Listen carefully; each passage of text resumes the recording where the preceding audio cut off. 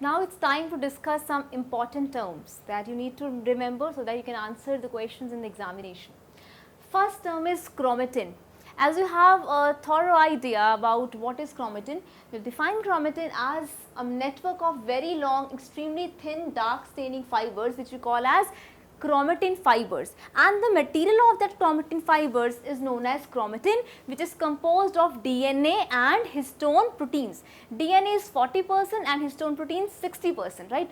So the chromatin material actually contains chromatin fibers, which are the network of very long, extremely thin, dark staining fibers, which are composed of two things, namely that is DNA, which accounts for 40% of the chromatin material, and histone proteins, which actually account for 60% of the chromatin material. The next term we have chromatid. During metaphase, each chromosome consists of two exactly similar rods called chromatids. So as you can see in the image, these are the two exactly similar rods. This is known as a chromatid, means the arm of the chromosome. You can simply call it as the arms of the chromosomes, which we call as chromatid, right?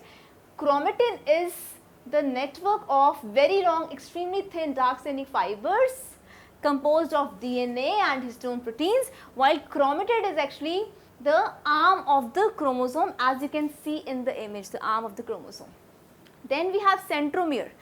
Centromere means the two chromatids are joined together at this point, also called primary constriction. So we have at this point that is known as primary constriction. This is the centromere where these two arms are going to join. So based on the position of the centromere, we have classified chromosomes into metacentric, submetacentric, acrocentric and telocentric. These shapes of the chromosomes you usually see during anaphase stage. What is a metacentric chromosome? When the centromere is exactly in the middle and the two arms, they appear equal, right? So the two arms appear equal and this type of chromosome appears V-shaped during anaphase. Then we have the submetacentric one. In this case, one arm is larger while the other arm appears shorter. So this chromosome appears L-shaped. It appears L-shaped during anaphase.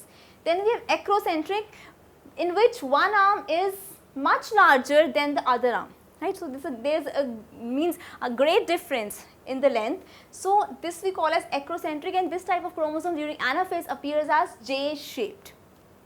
And then we have telocentric one. In this case, the centromere is actually at the end.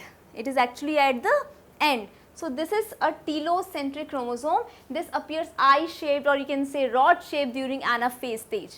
So these are the different types of chromosomes based on the position of what? The centromere. And what is centromere? It is the place where the two chromatids, see the two chromatids, they are joining at this stage, right? So this point is known as primary constriction point, or you can call it as centromere. So we have this as a chromatid, right?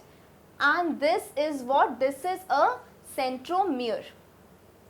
So I hope that chromatid and centromere are clear to you, and this chromosome is made up of which material? It is made up of chromatin. So I hope that this is now clear to you.